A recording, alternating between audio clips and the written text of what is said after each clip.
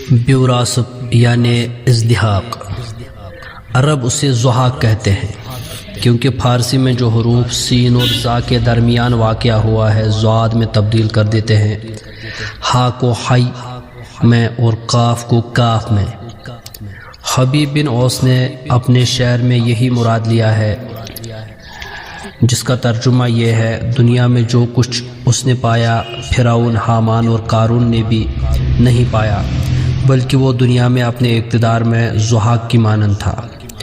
شعر کچھ یوں ہے: ما نال ما قد نال فرعون ولا حامان فی الدنیا ولا قارون بل کان الضحاک فی سطاوتہ بالعالمین وانت افریدون۔ اور اہل یمن اس کی تائید کرتے ہیں۔ حشاب بن محمد بن سائق سے زحاق کے بارے میں مذکور ہے کہ عجم زحاق کے بارے میں گمان کرتے ہیں کہ جمشید کا بہنوئی، جو کہ ان کے خاندان کے معزز افراد میں سے تھا، اور اس نے اسے یمن کا بادشاہ بنا دیا۔ زحاق اسی کا بیٹا تھا۔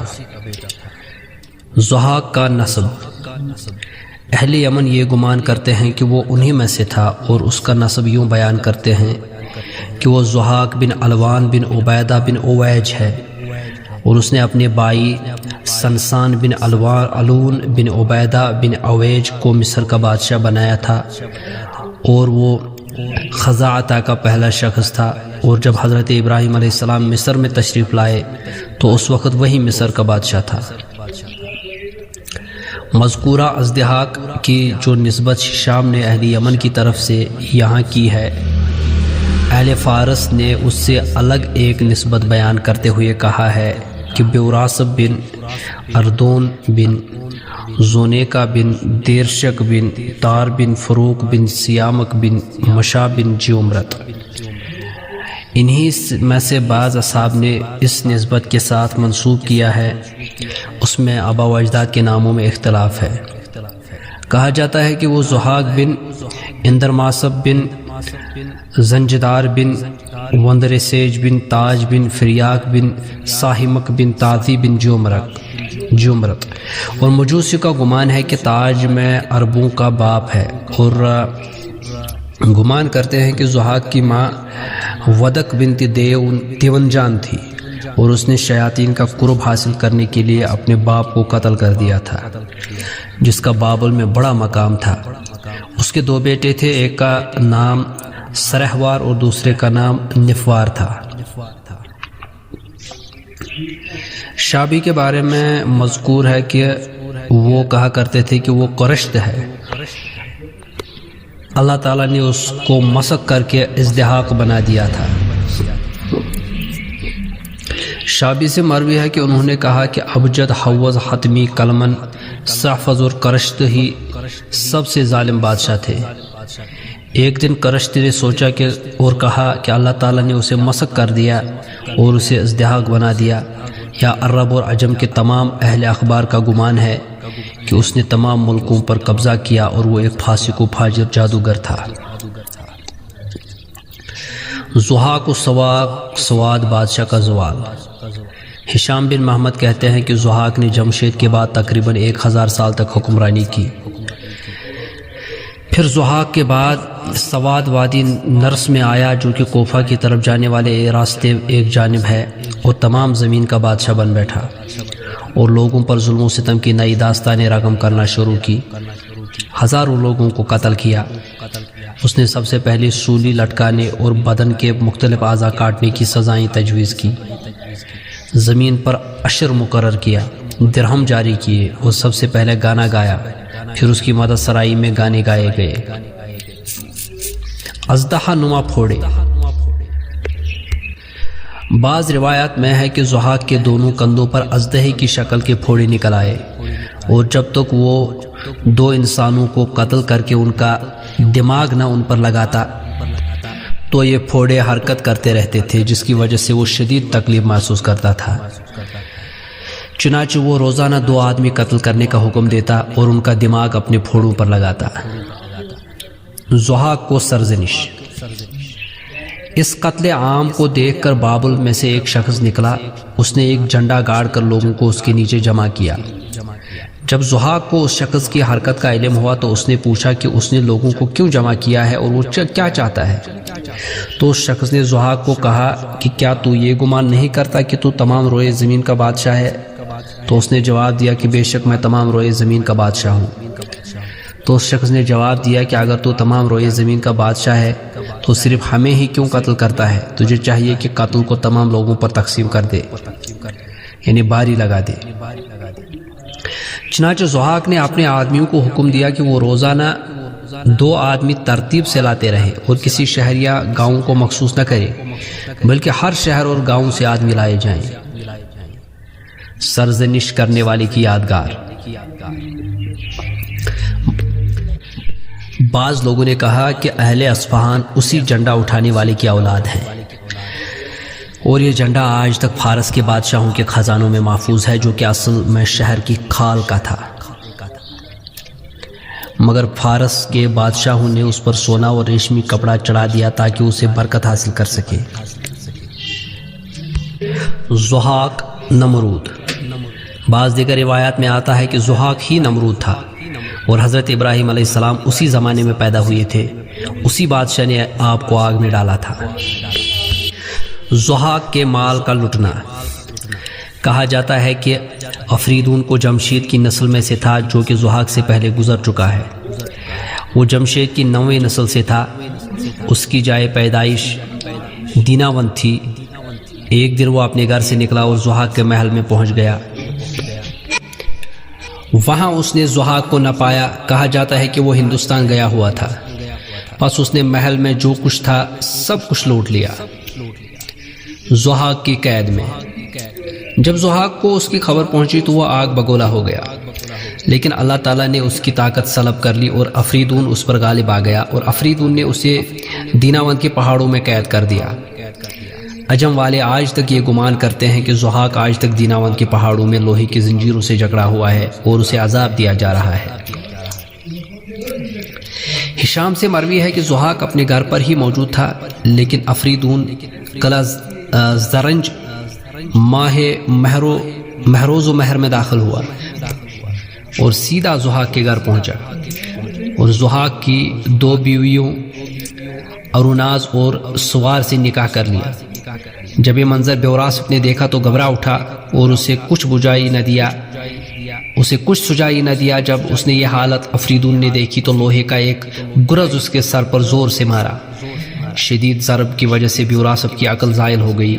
پھر افریدون نے اسے پکڑ لیا اور دیناوند کے پہاڑوں میں قید کر دیا، اور لوگوں کو اس دن مہرجان کے نام سے عید منانے کا حکم صادر فرمایا، اور خود تخت شاہی پر براجمان ہو گیا۔ بادشاہت کے اصل حقدار۔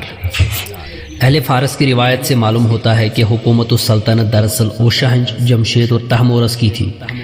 ضحاک تو صرف ایک غاصب تھا جس نے لوگوں کو اپنے اژدہا پن پھوڑوں سے ڈرا کر اپنے جادو سے مغلوب کر کے دوسرے بادشاہوں سے بادشاہی چھینی تھی۔ ضحاک نے سرزمین بابل میں ایک شہر تعمیر کیا جس کا نام خوب رکھا تھا۔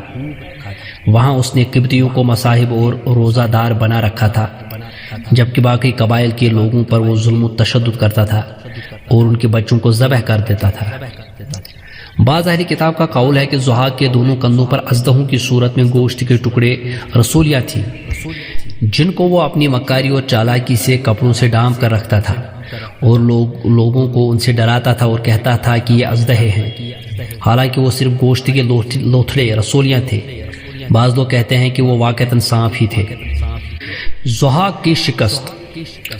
بعض اہل فارس کا نسب یوں بیان کرتے ہیں کہ جب بیوراسپ اپنے ظلم و ستم کی تمام حد پار کر چکا تو کابی نامی ایک شخص اٹھا اور اس نے تمام لوگوں کو اپنے جھنڈے تلے جمع کیا اور انہیں بیوراسپ کے خلاف جنگ پر تیار کیا۔ چنانچہ تمام لوگ اس کے خلاف اٹھ کھڑے ہوئے کیونکہ وہ اس کے ظلم و ستم سے تنگ آ چکے تھے، اور خود کابی بھی اپنے 2 بیٹوں کے بیوراسپ کی بھینٹ چڑھ جانے پر غضبناک ہوا تھا۔ بلا کر اس نے ضحاک کو شکست دی اور لوگوں نے کابی کو اپنا بادشاہ مقرر کر دیا۔ لوگ اس کی اطاعت کرنے لگے اور اس کا ہر حکم ماننے لگے۔ کابی کا جھنڈا۔ آج بھی کابی کا جھنڈا عجم کے بادشاہوں کے پاس محفوظ ہے، جسے وہ لے کر بیوراس کے ظلم و تشدد کے خلاف اٹھاتا۔ بادشاہ نے فارس اس جھنڈے سے برکت حاصل کرتے ہیں، بطور تبرک ایک دوسرے کو بیچتے ہیں، اور انتہائی اہم امور میں اس علم کعبی کو سب جھنڈوں سے بلند رکھتے ہیں۔ افریدون کی تخت نشینی۔ جب کعبی ضحاک کے قریب پہنچا تو ضحاک کعبی سے مروب ہو کر بھاگ نکلا اور کعبی کے لیے اپنی جگہ کو چھوڑ دیا، لیکن کعبی جانتا تھا کہ وہ بادشاہت کا اہل نہیں ہے، چنانچہ اس نے لوگوں کو مخاطب کرتے ہوئے کہا کہ وہ جمشید کی اولاد میں سے کسی کو اپنا بادشاہ بنا لے، کیونکہ بادشاہت کے اصل حقدار وہی ہیں۔ انہوں نے ہی ہمارے ملک کی بنیاد رکھی تھی اور ملک کا نظم و نسق ترتیب دیا تھا۔ چنانچہ افریدون بن افقیان کو لوگوں کی بادشاہت کے لیے مقرر کیا اور اسے تخت شاہی پر بٹھا کر خود اس کے مددگار بن گئے۔ افریدون نے بادشاہت کا تاج پہنتے ہی ضحاک کی تمام املاک کو اپنی تحویل میں لے لیا اور ضحاک کو گرفتار کر کے دیناوند کے پہاڑوں میں قید کر دیا۔ مجوسیوں کا گمان ہے کہ ضحاک کو دیناوند کے پہاڑوں میں قید کر کے جنوب کو اس کی نگرانی اور حفاظت پر مامور کیا گیا۔ کعبی کی قیادت میں لوگوں کا ضحاک کے پاس پہنچنا۔ اہل علم کی بعض روایت سے معلوم ہوتا ہے کہ جب ضحاک کا ظلم و تشدد شرافت کی تمام حدیں پار کر چکا اور اس کا ظلم پھیلتا ہی چلا گیا اور اس کی طرف سے خیر کی کوئی امید نہ رہی، تو ملک کے لوگ جمع ہو کر اس کے پاس پہنچے تاکہ اس سے بات چیت کی جائے۔ لیکن سوال یہ تھا کہ ضحاک سے بات چیت کون کرے گا اور کون ان کا لیڈر بنے گا؟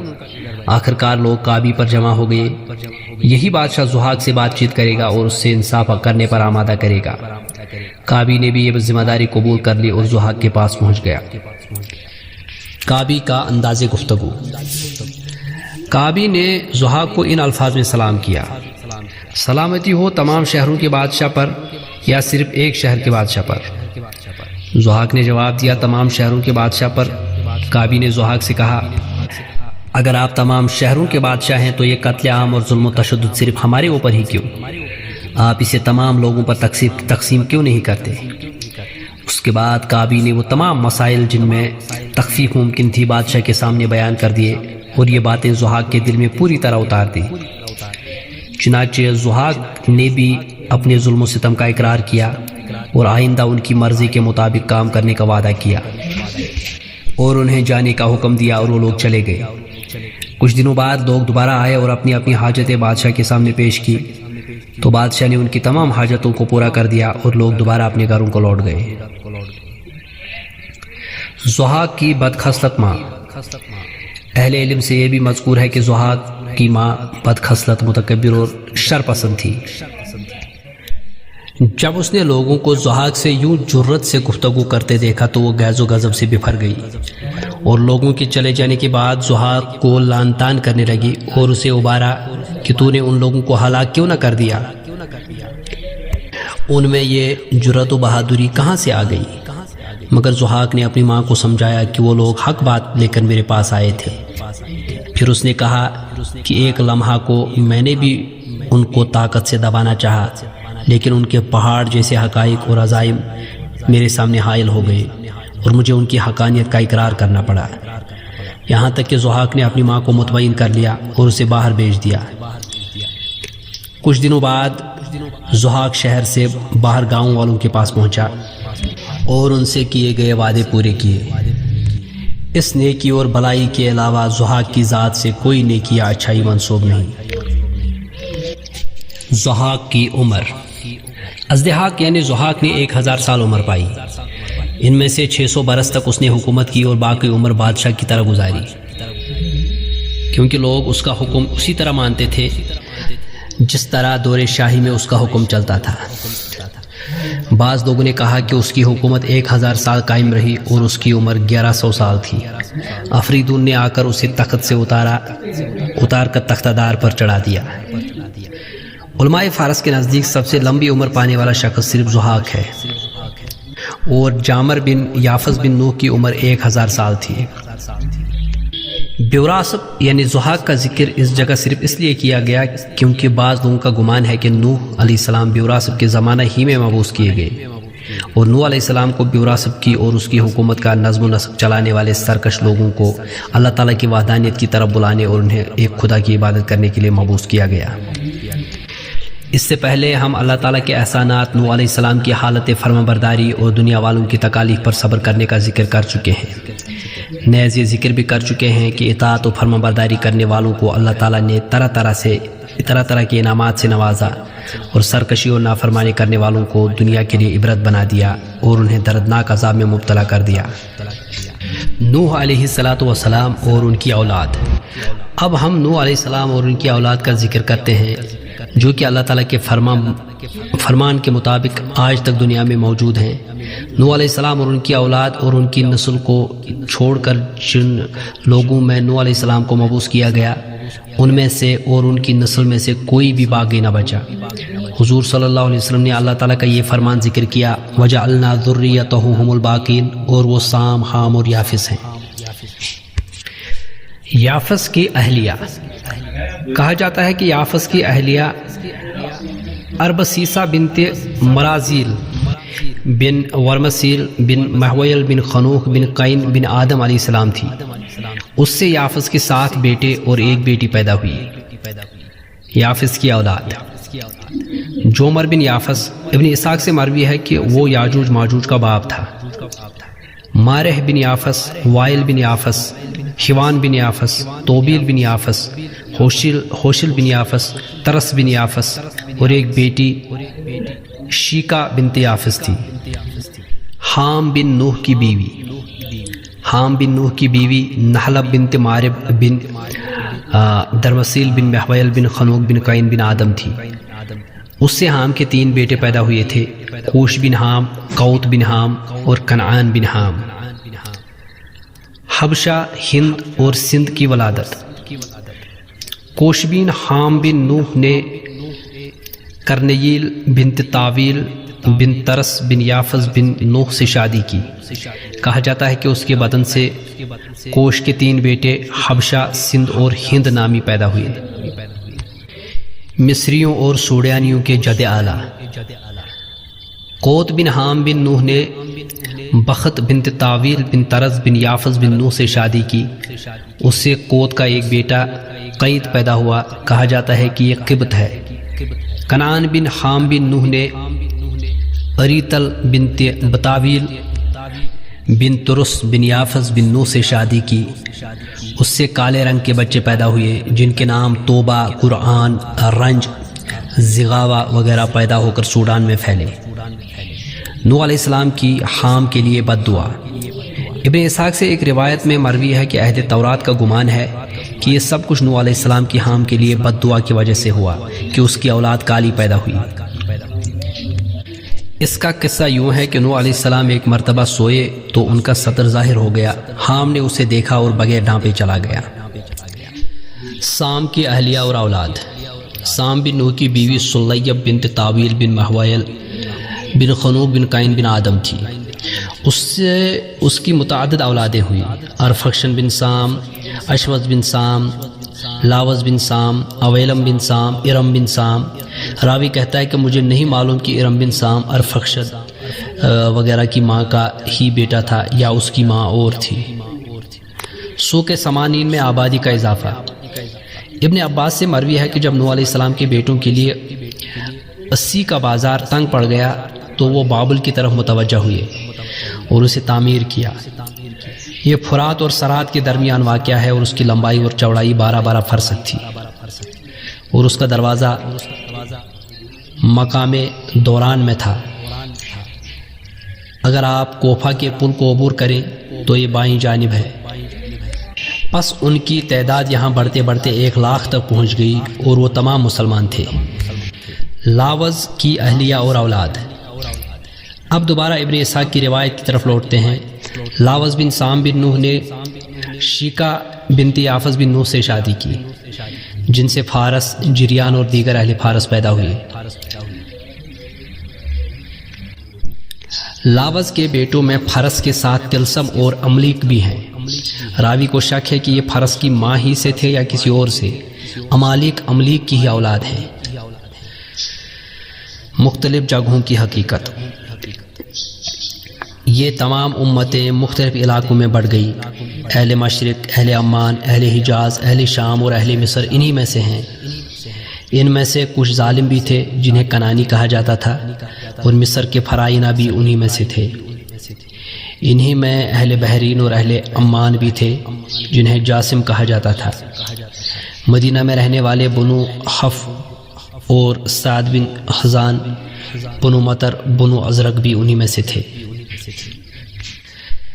اہل نجد میں بدیل اور راحل اور غفار اور اہل تیمہ بھی انہی میں سے تھے، اور تیمہ میں سے حجاز کا بادشاہ ارکم بھی تھا جو لوگ نجد میں رہتے تھے. طائف میں رہنے والوں میں بنو عبد بن زخم اور خوی بن عبس اول تھے.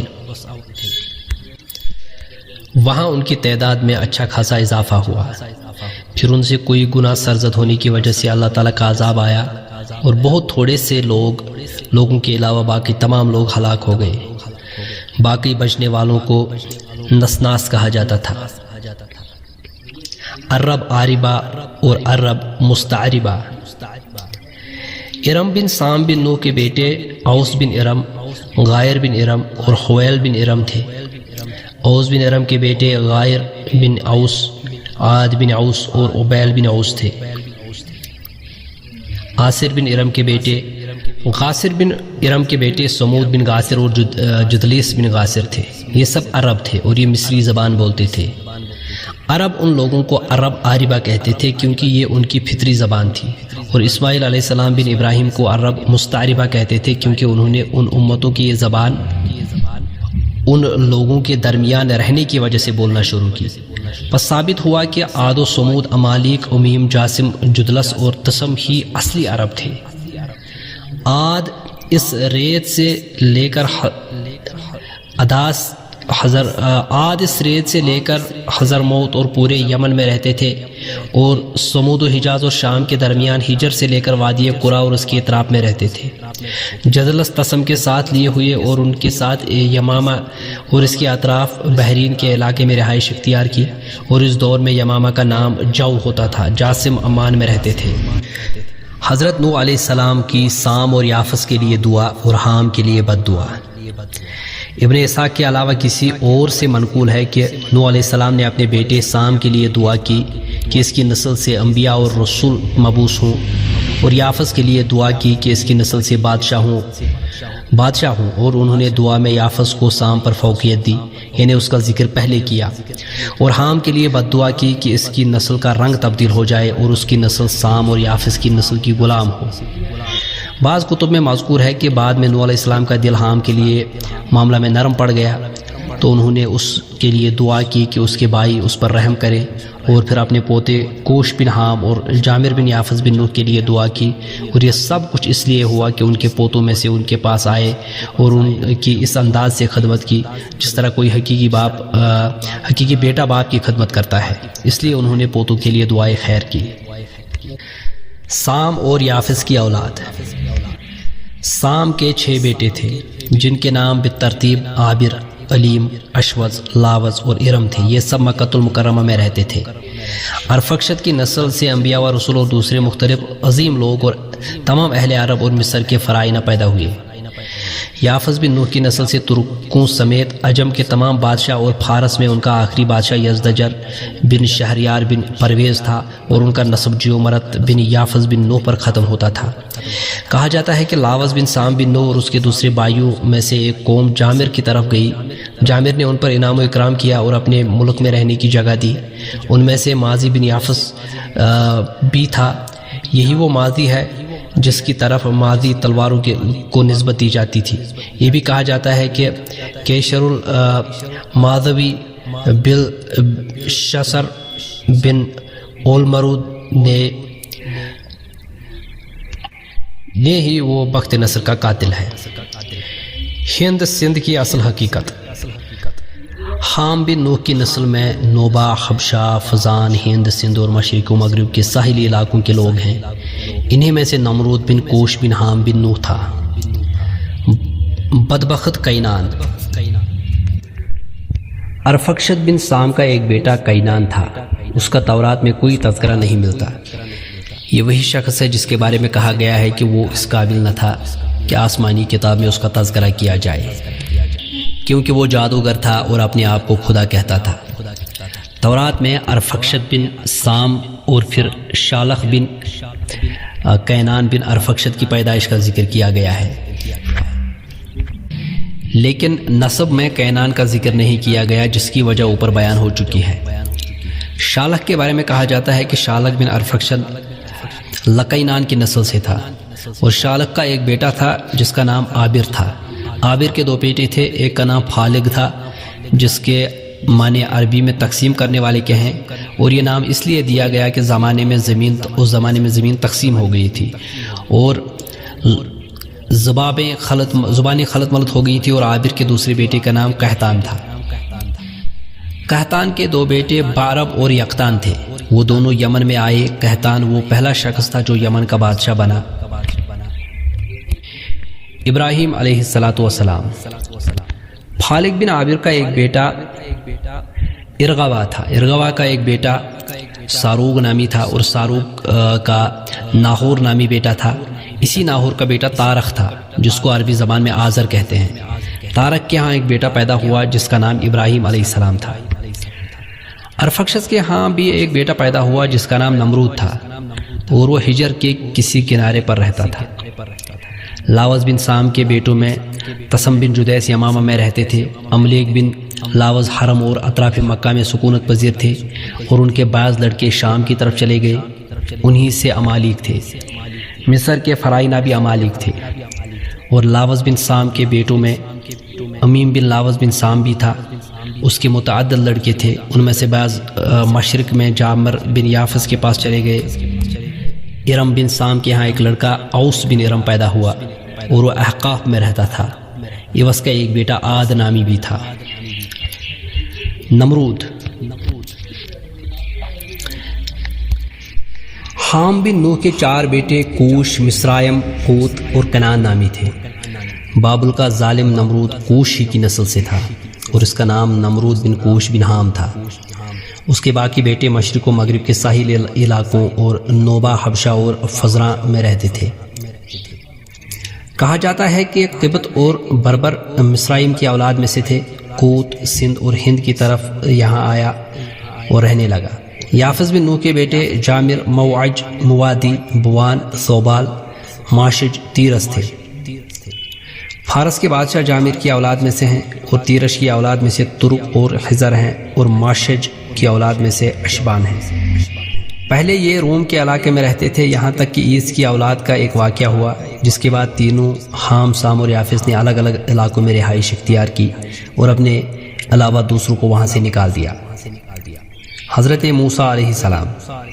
ابن عباس رضی اللہ عنہ سے مروی ہے کہ اللہ تعالیٰ نے موسیٰ علیہ السلام کی طرف وحی بھیجی کہ اے موسیٰ علیہ السلام، تو اور تیری قوم اور اہل جزیرہ اور اہل آل سام بن نوح کی اولاد میں سے ہو۔ ہشام بن محمد اپنے والد سے نقل کرتے ہیں کہ اہل سندھ اور ہند تو توقیر بن یقطن بن عابر بن شالخ بن ارفکشن بن سام بن نوح کے بیٹے کی اولاد میں سے ہیں۔ مکران بن البند بن حضرم بن عابر بن ارفکشن بن سام بن نوح ہے۔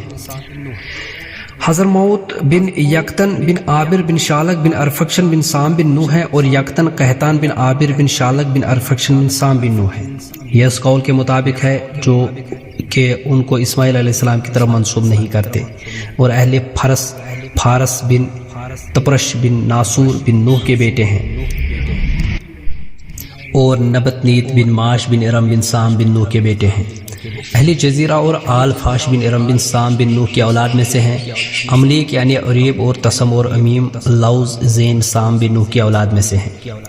املیک امالکہ کے باپ ہیں، اور بربر انہی میں سے ہیں، اور وہ سمیلہ بن مارب بن فاران بن عمر بن املیک بن لوز بن سام بن نوح کے بیٹے ہیں۔ سوئے سنہاجہ اور قدامہ کے بعد کیونکہ وہ فریقیش بن قیس بن سیفی بن سبا کے بیٹے ہیں۔ عربی زبان کا آغاز۔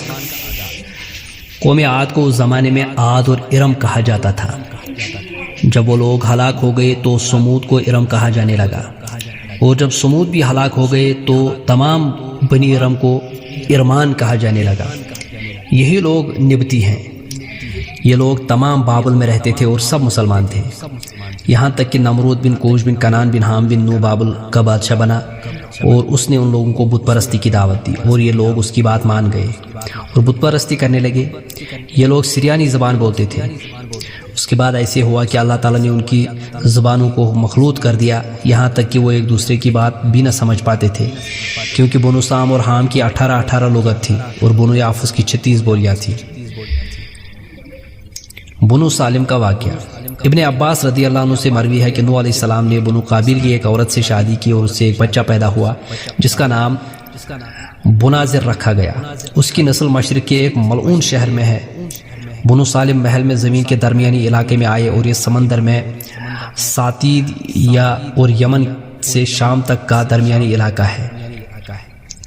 اللہ تعالیٰ نے ان کو نبوت، کتاب، خوبصورتی، سرداری اور سفید چمڑی کی نعمت عطا کی۔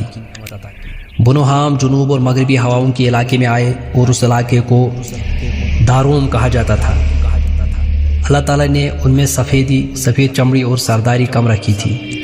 اللہ تعالیٰ نے ان کے شہروں اور آسمان کو آباد کیا اور اس علاقوں میں تعاون کو ختم کر دیا۔ ان کی زبان میں جھاؤ کے درخت، پیلو، اشر، غارے اور کھجور کے درخت پیدا کیے اور چاند اور سورج ان کے آسمان میں چلنے لگے۔ بنو یافس کا علاقہ۔ بنو یافس سگون میں جو کہ شمال میں صبح کی ہواؤں کے راستے میں واقع ہے رہتے تھے۔ ان میں بالعموم سرخ اور زرد رنگ تھا۔ اللہ تعالیٰ نے ان کی زمین کو سیاہ کر دیا تو وہاں شدید سردی پڑنے لگی، اور ان کے آسمان کو بھی سیاہ کر دیا تو ان کے اوپر ساتھ چلنے والے ستاروں میں سے کوئی بھی نہ گزرتا تھا۔ پھر یہ لوگ تعاون میں مبتلا ہو گئے، پھر ساحل کی طرف آئے اور مغیث کی وادی میں ہلاک ہو گئے۔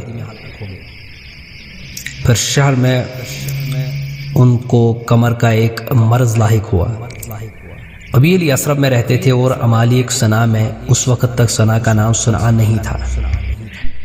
پھر امالیک میں سے بعض لوگ یثرب کی طرف گئے، وہاں سے عبیل کو نکال دیا اور جوفا میں رہنے لگے۔ پھر ایک مرتبہ سیلاب آیا اور ان سب کو بہا کر لے گیا، اسی وجہ سے اس کا نام جوفا رکھا گیا۔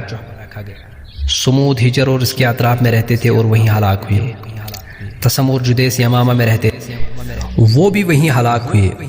اور امیم عبار کے علاقے میں رہتے تھے اور وہیں ہلاک ہوئے۔ اور علاقہ یمن اور شجر کے درمیان واقع ہے یہ جگہ۔ اس جگہ جنوں کا غلبہ ہو گیا ہے، اس لیے آج کل وہاں کوئی نہیں پہنچ سکتا۔ اس علاقے کو عبار ابن امیم کی نسبت سے عبار کہتے ہیں۔ یمن اور شام نام کیوں رکھے گئے؟ بنو یقتن بن عابر یمن میں رہتے تھے، وہ چونکہ اس سے نیک پھال لیتے تھے اس لیے اسے یمن کہا جانے لگا۔ اور بنو کنعان میں سے ایک قوم شام آئی اور چونکہ یہ لوگ اس سے بدشگونی لیتے تھے اس لیے اسے شام کہا جانے لگا۔ شام کو اس زمانے میں بنو کنعان کی زمین کہا جاتا تھا۔ پھر بنی اسرائیل آئے اور بنو کنعان کو قتل کر کے وہاں خود رہنے لگے۔ پھر اہل روم نے بنی اسرائیل پر چڑھائی کر دی، ان سے قتال کیا اور چند لوگوں کے سوا باقی تمام کو عراق بھیج دیا۔ آخرکار عربوں نے شام پر غلبہ پا لیا۔ فالق بن عابر بن ارفخشن بن سام بن نوح نے نوح کے بیٹوں کے درمیان زمین کو تقسیم کیا، جس سے ان کا نام فالق تقسیم کرنے والا پڑ گیا۔ زمین پر موجود مختلف قوموں کے سلاسل نسب۔ حضور نبی اکرم صلی اللہ علیہ وسلم نے پرانے بزرگوں کی طرف منسوب بعض باتوں سے انسانوں کے مختلف نسبی سلسلوں کا پتہ دیا ہے۔ سمرہ بن جندب رضی اللہ عنہ سے مروی ہے کہ آپ صلی اللہ علیہ وسلم نے فرمایا کہ نوح کے 3 بیٹے تھے، سام، حام اور یافس۔ بس سام عرب کا باپ ہے، حام زنجیوں کا اور یافس روم کا۔ حضرت سمرہ ہی سے ایک حدیث میں مروی ہے کہ آپ صلی اللہ علیہ وسلم نے فرمایا کہ نوح کے بیٹے 3 تھے، سام، حام اور یافس۔ سعید بن مسیب سے منقول ہے کہ نوح علیہ السلام کے 3 بیٹے تھے، سام، حام، یافس، اور پھر ایک کے 3 بیٹے تھے۔ پس عرب، فارس اور روم سام کے بیٹے ہیں اور ان سب میں خیر ہے۔ ترک، ثقالبہ اور یاجوج ماجوج یافس کے بیٹے ہیں اور ان میں سے کسی ایک میں بھی خیر نہیں ہے۔ کبت، سوڈان اور بربر حام کی اولاد میں سے ہیں۔ سام، حام اور یافس کی اولاد کے حلیے۔ ابن عطا اپنے والد سے نقل کرتے ہیں کہ حام کی اولاد کا رنگ کالا اور بال گھنگھریالے تھے، اور یافس کی اولاد کے سر بڑے اور آنکھیں چھوٹی تھی، اور سام کی اولاد کے چہرے اور بال دونوں خوبصورت تھے۔ نوح علیہ السلام نے حام کے لیے بد دعا کی تھی کہ اس کی اولاد کے بال کانوں سے آگے نہ بڑھیں۔ پس جب یہ لوگ سام کی اولاد سے ملتے تو لوگ انہیں وہاں سے دور کر دیتے۔ سام اور اس کی اولاد کی عمر۔ اہل تورات کا گمان ہے کہ نوح علیہ السلام کی 500 برس عمر گزرنے کے بعد سام پیدا ہوا۔ پھر سام کی عمر کے 102 سال گزرے، اس گزرنے پر اس کا بیٹا ارفخشد پیدا ہوا۔ ایک خیال کے مطابق سام کی کل عمر 106 سال تھی۔ پھر ارفخشد کے ہاں 35 سال کی عمر میں کینان پیدا ہوا۔ ارفخشد کی کل عمر 448 سال تھی۔ پھر کینان کے ہاں 39 سال کی عمر میں شالخ پیدا ہوا۔ کینان کی کل عمر کا کہیں بھی ذکر نہیں۔ پھر شالخ کے ہاں 30 برس کی عمر میں عابر پیدا ہوا اور شالخ کی کل عمر 435 سال تھی۔ مضبوط شہر کی تعمیر۔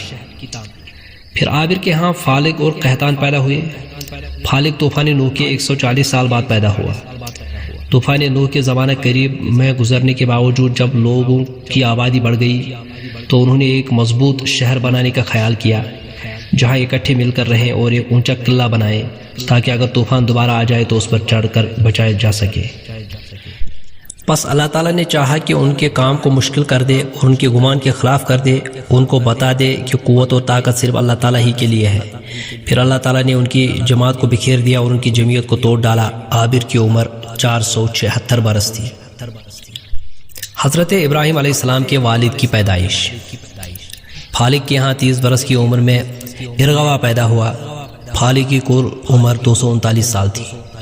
پھر ارغوا کے ہاں 32 سال کی عمر میں ساروگ پیدا ہوا۔ ارغوا کی کل عمر بھی 239 برس تھی۔ پھر ساروگ کے ہاں 33 برس کی عمر میں ناہور پیدا ہوا۔ پھر ناہور کا بیٹا تارخ پیدا ہوا۔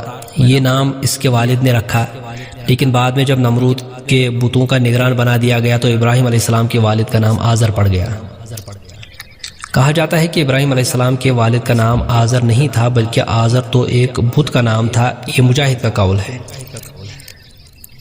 یہ بھی کہا جاتا ہے کہ اس میں کوئی عیب تھا جس کی وجہ سے نام آزر پڑ گیا، جس کے معنی ٹیڑھا ہیں۔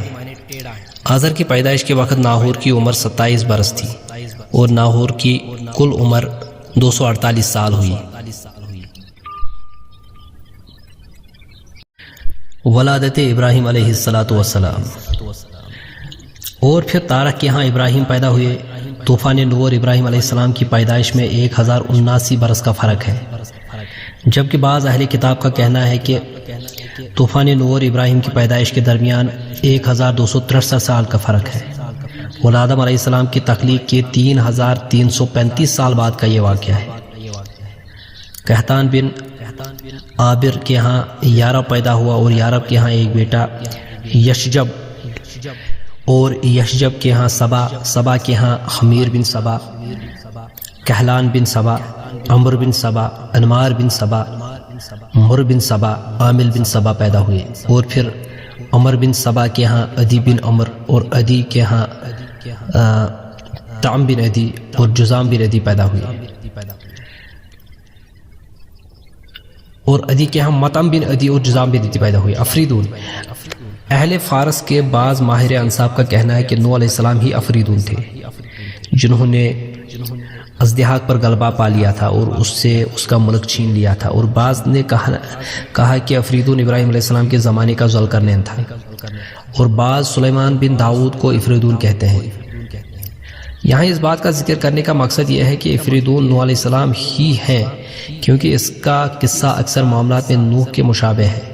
مثلا 3 بیٹے، عدل و انصاف، اچھے اخلاق، ضحاک کے اس کے ہاتھوں ہلاک ہونے میں ایک قول یہ بھی ہے کہ نوح علیہ السلام کو ضحاک کی قوم کی طرف بھیجا گیا، پھر ضحاک نوح علیہ السلام کے ہاتھوں ہلاک ہوا۔ البتہ اہل فارس نے جو اس کی نسبت بتائی ہے وہ پیچھے گزر چکی ہے، اور افریدون بادشاہ جمشید کی اولاد میں سے تھا جس کو ازدحاق نے قتل کیا تھا، اور اس میں جمشید بادشاہ میں 10 پشتوں کا فاصلہ تھا۔ دنیا میں پہلا طبیب ماہر نجوم ہشام بن محمد سے مروی ہے کہ ہمیں پتہ چلا ہے کہ افریدون جمشید کی اولاد میں سے تھا جو کہ ضحاک سے پہلے گزرا ہے، اور یہ بھی گمان کرتے ہیں کہ وہ اس کے بیٹوں میں سے 9واں تھا۔ اس کی جائے پیدائش دیناوند ہے، اور وہ وہاں سے نکل کر ضحاک کے علاقے میں آیا اور اسے پکڑ کر باندھ دیا اور پھر 2 سال تک حکومت کی، ظلم کا خاتمہ کیا اور لوگوں کو اللہ تعالیٰ کی عبادت کی طرف بلایا اور احسان کرنے کا حکم دیا۔ اور ضحاک نے جن لوگوں کی زمینیں غصب کر رکھی تھی اور جن زمینوں کا کوئی مالک نہ تھا انہیں عوام الناس اور غریبوں میں بانٹ دیا۔ کہا جاتا ہے کہ یہ پہلا شخص ہے جس کو ثوابی لقب دیا گیا، اور یہی پہلا شخص ہے جس نے علم طب اور نجوم میں غور و فکر شروع کیا۔ افریدون کی اولاد۔ افریدون کی بہت سی اولاد تھی، انہوں نے ایک دوسرے پر ظلم کرنا شروع کیا، لہٰذا اس نے ملک کو اپنی تینوں اولاد میں تقسیم کر دیا، اس لیے کہ اس نے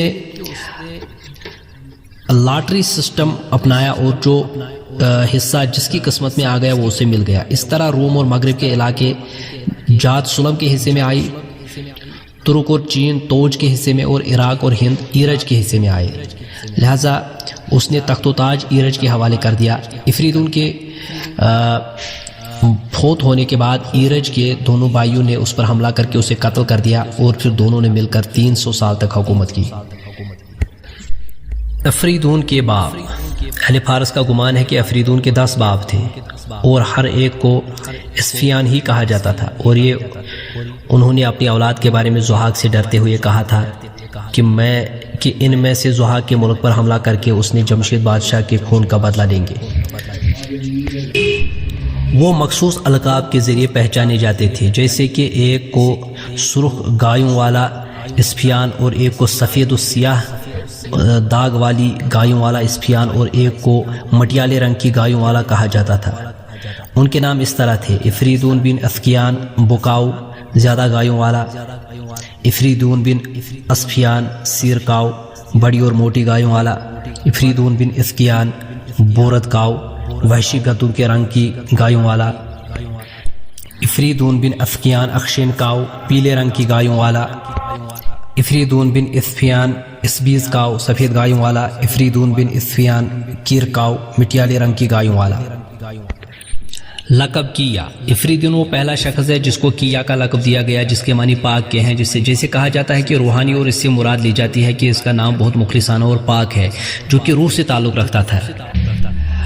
یہ بھی گمان کیا جاتا ہے، کہا جاتا ہے کہ کیبا کے معنی آمدنی طلب کرنے والے کے ہیں، اور یہ بھی گمان کیا جاتا ہے کہ کیا کے معنی خوبصورتی کے ہیں، کیونکہ جب اس نے ضحاک کو قتل کیا تو اس پر حسن و خوبصورتی چھا گئی۔ خلیہ۔ اہل فارس اہل عجم سے نقل کرتے ہیں کہ وہ بہت باری برکم خوبصورت چہرے والا اور تجربہ کار شخص تھا، اور وہ عام طور پر لوہے کی سلاخ سے قتال کرتا تھا جس کا سر بیل کے سر کی طرح تھا۔ بہادری۔ اس کے بیٹے ایرج کا ملک یعنی عراق اور اس کے اطراف اس کی زندگی میں افریدون کی حکومت میں شامل تھا۔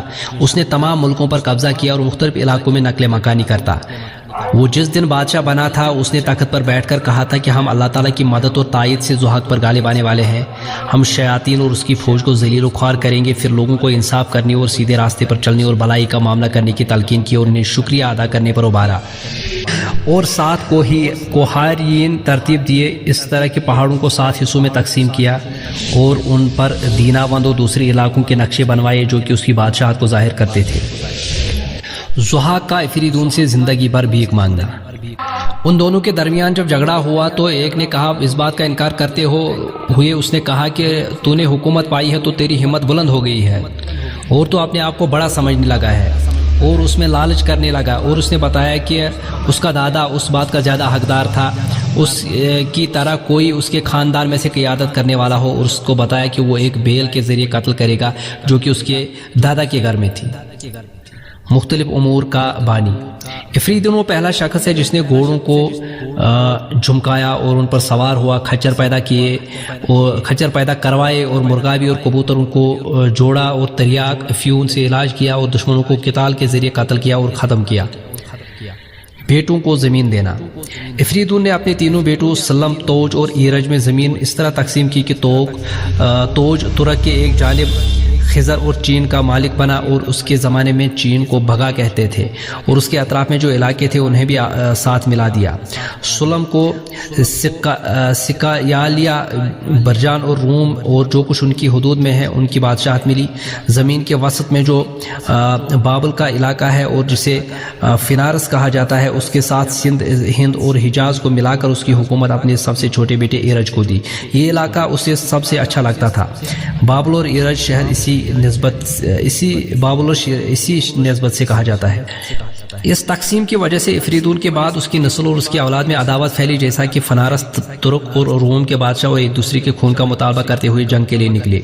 توج اور سلم نے جب یہ دیکھا کہ والد ایرج سے زیادہ محبت کرتے ہیں اور ہم پر ترجیح دیتے ہیں، تو انہوں نے اس سے بغض رکھنا شروع کر دیا اور حسد کی آگ بڑھتی رہی، یہاں تک کہ دونوں نے مل کر ایرج پر حملہ کر دیا۔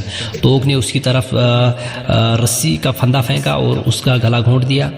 ترکوں میں پھندے کا استعمال اسی وجہ سے ہے۔ ایرج کی اولاد۔ ایرج کے 2 بیٹے تھے، ایک کا نام وفدان تھا اور دوسرے کا نام استوبا تھا، اور ایک بیٹی تھی جس کا نام خوزک تھا، اسے خوشک بھی کہا جاتا ہے۔ سلم اور توک نے ایرج کے ساتھ ان کے دونوں بیٹوں کو بھی قتل کر دیا اور صرف ایک بیٹی بچی، مہرجان۔ افریدون جس دن زحاق پر غالب آیا وہ مہر ماہ کا روز مہر تھا۔ لوگوں نے زحاق کے فتنے سے کے ختم ہو جانے کی وجہ سے اس دن عید منانا شروع کی اور اس دن کا نام مہرجان رکھا۔ حاصل کلام۔ افریدون ایک جبار اور عادل بادشاہ تھا، اس کا قد 9 نیزوں کے برابر تھا، اور نیزہ بھی ایسا کہ جس کے 3 حصے ہوں، اور اس کی جسم کی چوڑائی 3 نیزے تھی، اور اس کے سیرے کی چوڑائی 4 نیزے تھی، اور وہ اہل سوڈان کے باقی ماندہ آل نمرود النبت کی پیروی کرتا تھا۔ اللہ تعالیٰ فرماتے ہیں، انہوں نے جواب دیا، اے ہود، تو ہمارے پاس کوئی سری شہادت لے کر نہیں آیا، اور تیرے کہنے پر ہم اپنے معبودوں کو چھوڑ نہیں سکتے، اور تجھ پر ہم ایمان لانے والے نہیں ہیں۔ ہم تو یہ سمجھتے ہیں کہ تیرے اور تیرے معبودوں میں سے تیرے اوپر ہمارے معبودوں میں سے کسی کی مار پڑ گئی ہے۔ یہ سورہ ہود کی آیت 53 تا 54 ہے۔ ہود کی تکذیب کا خمیازہ۔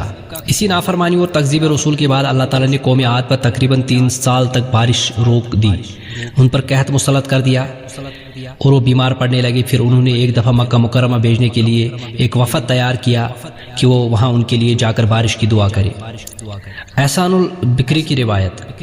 ابو قریب حارث بن احسان البکری سے روایت کرتے ہیں کہ میں رسول اللہ صلی اللہ علیہ وسلم کی خدمت میں حاضری کے لیے آ رہا تھا کہ میرا گزر بزدہ قبیلے کی عورت کے پاس سے ہوا۔ اس نے مجھے کہا، کیا تم مجھے بھی اپنے ساتھ حضور کی خدمت کے لیے چلو گے؟ میں نے کہا ہاں، اور اس کو میں نے اپنی سواری پر سوار کر لیا اور اسے لے کر مدینہ پہنچا۔ جب میں مسجد میں داخل ہوا تو میں نے دیکھا کہ حضور نبی کریم صلی اللہ علیہ وسلم ممبر پر تشریف فرما ہے، اور بلال نے کندھے پر تلوار لٹکا رکھی ہے اور سیاہ جھنڈا لہرا رہے ہیں۔